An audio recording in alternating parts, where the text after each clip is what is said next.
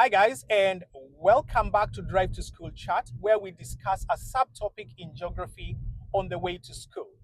Now, today, I'd like us to talk about the four types of erosion that take place along the coast. And I'd also like us to talk about some of the landforms that are created as a result. So, we are going to talk about the erosion um, of a headland. And then we are also going to be talking about the formation of a wave cut platform. Now, these two are very important for our specification because our specification requires us to be able to draw diagrams and to explain how a wave cut platform is formed, and also draw diagrams again and explain how they explain the erosion of a headland. So the steps, the processes that are taking place. So we should be able to draw at least 4 diagrams for each and explain exactly how they are formed. All right, let's get started. Now, to begin with, I think it will be prudent for us to discuss what waves do, because it's the waves that actually result in the erosion taking place. Now, the waves at the coast do 3 main jobs, and the first job is erosion. So they wear away the land, and that's what we are going to be discussing this morning. Then the second thing that they do is that they transport that eroded material. So once they have picked up the material, they then transport it, and then eventually they will deposit that material on a different part of the coastline. So waves do 3 main jobs: erosion, transportation, and deposition. And the first one that we're going to be talking about today is erosion, and we are looking at the 4 types of erosion that take place at the coast. All right, now let's begin with the first one, and that is hydraulic action. Now, hydraulic action, like the name suggests, well, hydraulics, if you do physics, then hydraulics has to do with power, right? So, hydraulic action at the coast has to do with the shear force of the water going into cracks that are in the rock. So when that happens, a form of compression takes place. So water is compressed into those cracks on the coastline. So if it's on a cliff, there will be air that is compressed as the waves crash onto the coastline. Now, when that happens, obviously, that water will then, move back after it has crashed onto the coastline. And because some pressure has been created, as the water then recedes, then some kind of explosion takes place as that pressure is suddenly released. Now, because of that sudden release in pressure, that cliff is likely to break up. So that is a form of erosion that is taking place as those waves are crashing onto that coastline. And that is the first type of erosion, which is hydraulic action. So what's the second type of erosion then? And that is abrasion. Now, abrasion is also referred to as corrosion. And when we are talking about abrasion, it's a sandpaper kind of action. So if you have rocks and pebbles that are being brought in by those waves, those rocks and pebbles are likely to also scrape along that coastline, scrape against the cliffs, and as a result of that scraping, the cliff face will wear away, as will do the rocks and the pebbles as well, because it's like a kind of sandpaper action. We know that when we sand wood, for example, we get wood filings, and that wood becomes fairly smooth. So to some extent, we could actually say that that wood is being eroded because we are taking out all those rough surfaces by scraping it or by rubbing against it. So the same process is happening at the coast with abrasion. or corrosion because the rocks are scraping against a landscape or against the cliffs and causing them to wear away. So that's abrasion. Then we also have a third type of erosion, and that is attrition. And attrition is where pebbles again and any other material, so whether that be rocks, that are being carried in the water, in the wave by the waves, knock against each other. And as they knock against each other, they are likely to break up into smaller particles. So they end up becoming a lot smaller because they are broken up.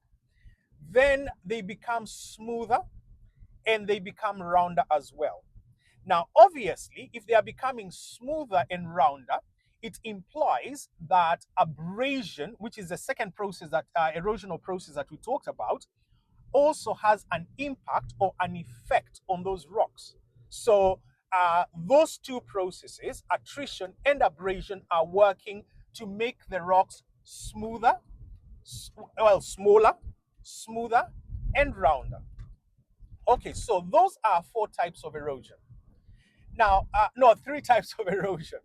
So what's the 4th type of erosion then? Now, the 4th type of erosion is solution, or what is also referred to as corrosion. Now, solution is where you have weak acids in the seawater. Now, obviously, sometimes we have acid rain. And when we have acid rain or some acidic content in the rain or in the rainwater, that rainwater will also end up in the oceans. So the oceans will be slightly acidic. Now, that seawater then is going to dissolve some of the rocks that are soluble in water, and especially water that contains or has some acidic content in it. So that then means that those rocks will be dissolved. And an example of a rock that is soluble or dissolves in acidic water is limestone. Now, obviously, when it's dissolved, then it's being worn away or it's being eroded. And it's then going to be transported from where it has been picked up from in that solution state to a different part of the coastline. All right, so 4 types of erosion we've talked about: hydraulic action, abrasion, attrition, and finally solution. Right. Now let's go on and talk about the landforms that are created as a result of this erosion that is taking place at the coast. And the first thing that we are going to talk about is the erosion of a headland. Now, in the last video, Drive to School chat that we did, we talked about concordant and discordant coastlines. And we said that at discordant coastlines, we have the formation of bays and headlands, where we have different bands of rock that are perpendicular to the coastline. If you've not watched that, please do watch it so that you can understand the difference between concordant and discordant coastlines. But the erosion of a headland is where that headland that has been formed at a discordant coastline will erode. Now, we did say that where headlands are formed, you have rock that is slightly more resistant. So it's slightly harder and more resistant to erosion. However, it will still erode, only it will erode a lot slower than where you have the bay forming. All right, so the erosion of a headland. Now, what's happening then at a headland? Now, because that headland is sticking out, it's subject to the waves, and it's actually subject to stronger waves because it's further out to sea and there is no, it's not sheltered in any way like the bay is normally sheltered. So it's going to be subject to a lot more erosion. And as the waves come in, they are going to attack that headland.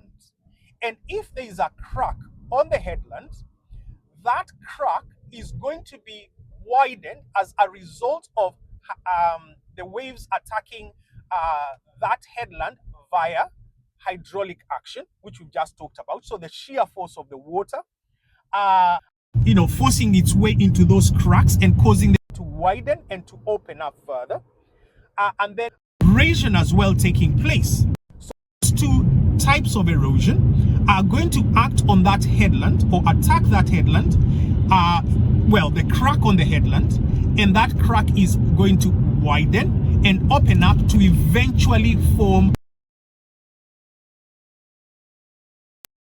Once the cave has formed, so the first step, obviously, and it should be, by the way, the specification requires us to be able to draw the four steps, or the four steps that lead to the erosion of a headland. So all the way from a crack on the headland to a stump on that particular coastline. So it will be important for you to be able to draw diagrams and explain the steps through which a headland is eroded. This is something that you may be asked in an examination, so it's important for you to be able to do that.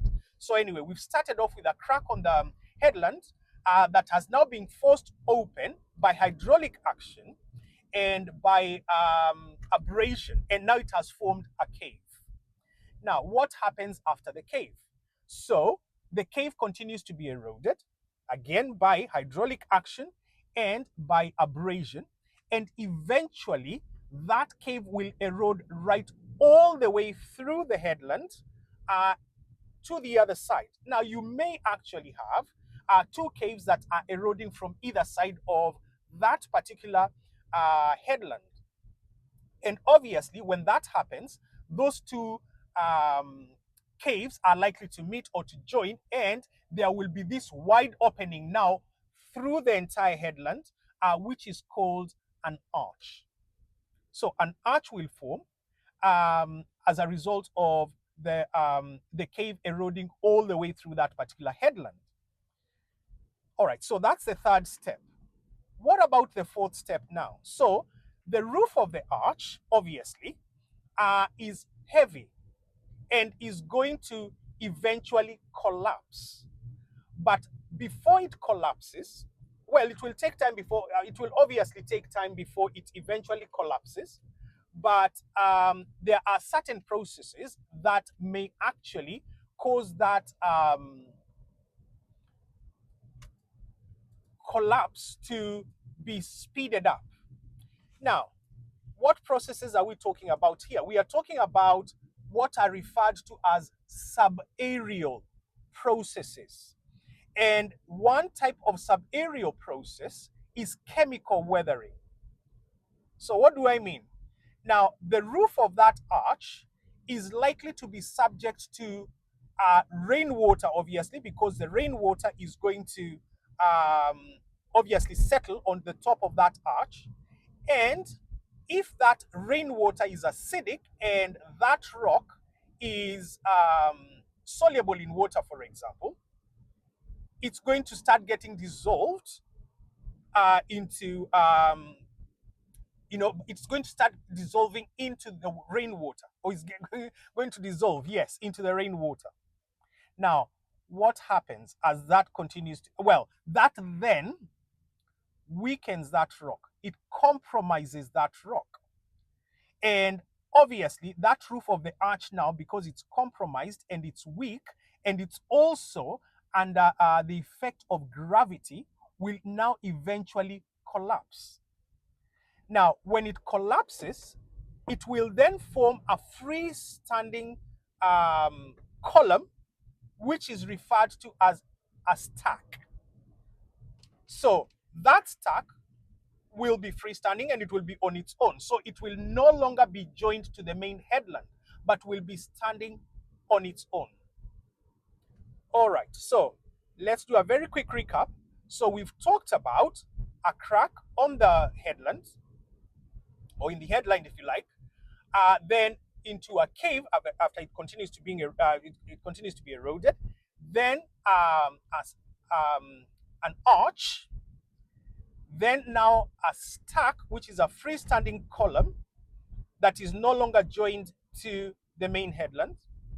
And then eventually that stump obviously is also going to be subject to the waves, especially the bottom of it.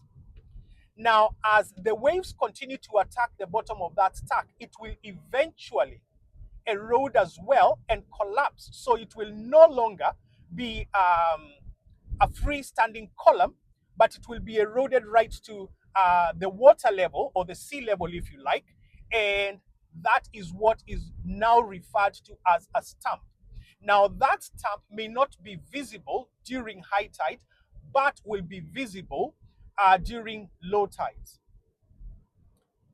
Okay, so let's talk about an example actually.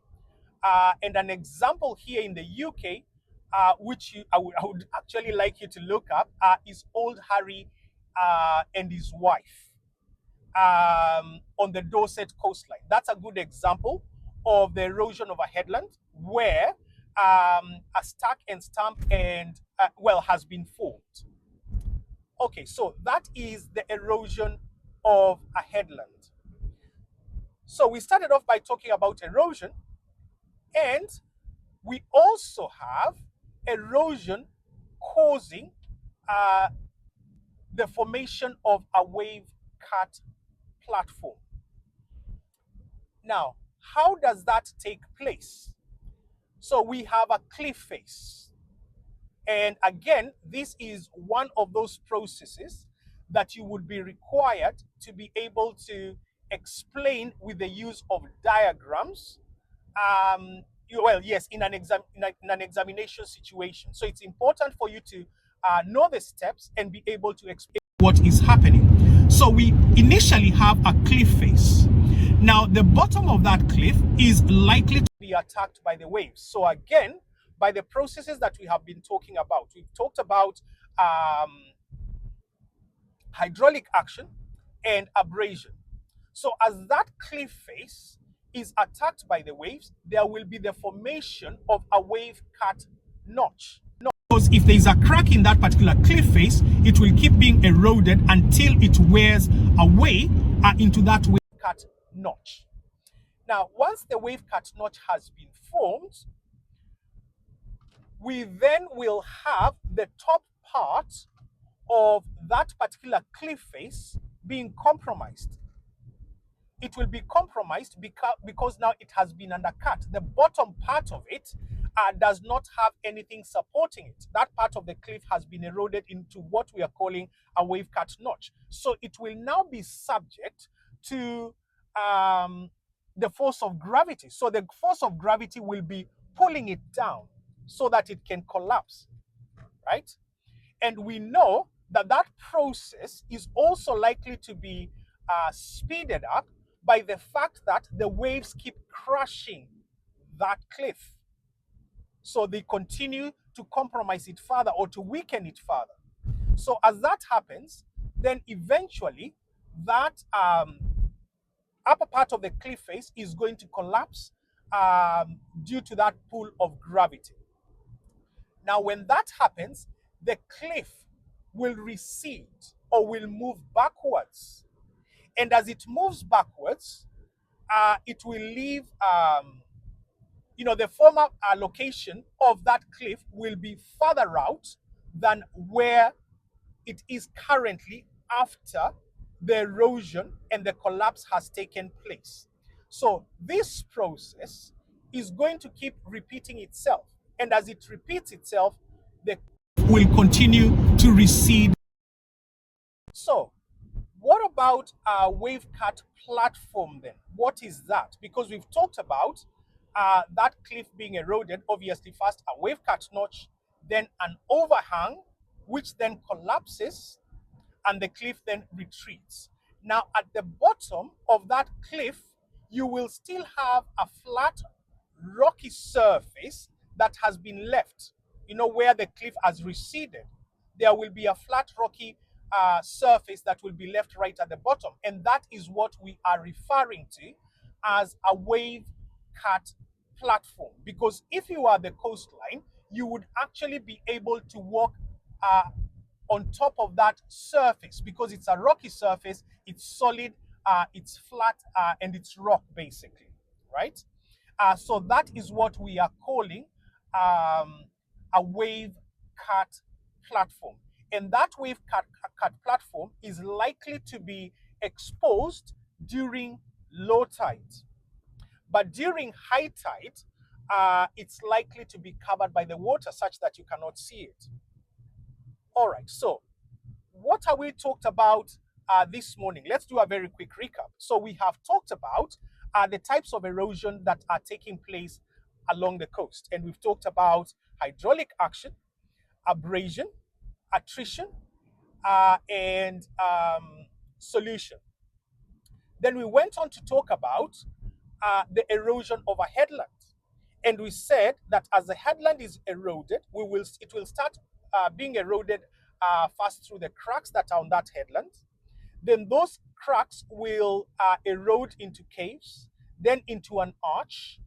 Then after that, you will have a column being left that is not joined to the main headland, which is referred to as a stack.